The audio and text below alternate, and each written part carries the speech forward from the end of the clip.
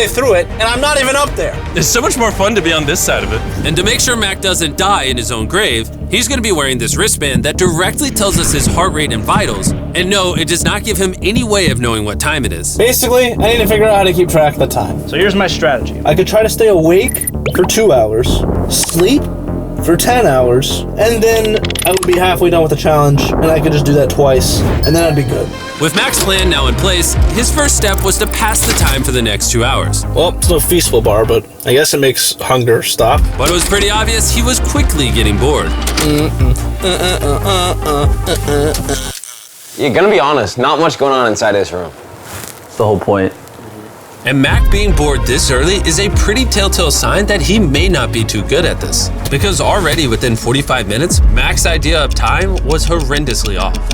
I think it's been about 2 hours. I'm gonna try to get about 10 hours of sleep, which should put me at the halfway mark. Even though the pro to sleeping is it will help Mac pass the time faster, First night sleeping in the coffin. the con is it's very difficult for him to keep track of how long he's been buried, especially when he's not even able to stay asleep for more than 30 minutes at a time. I have no idea what time it is right now. I'm a little creeped out. Hogan, for the love of God, it's been over 12 hours. I think that's where we're at. And because when I did this challenge, I was constantly woken up by my friends, Jimmy Jam! I thought I'd give Mac the same joyful experience. Wake up, Mac, are you okay? Whoa. Dude, you look like you just got hit by a truck. It kind of feels like I did just get hit by a truck. If I was to legitimately guess how many hours in I am, I think it's like... The longer Mac stayed in the coffin, the less he seemed to know what time it was. Might be hour 16.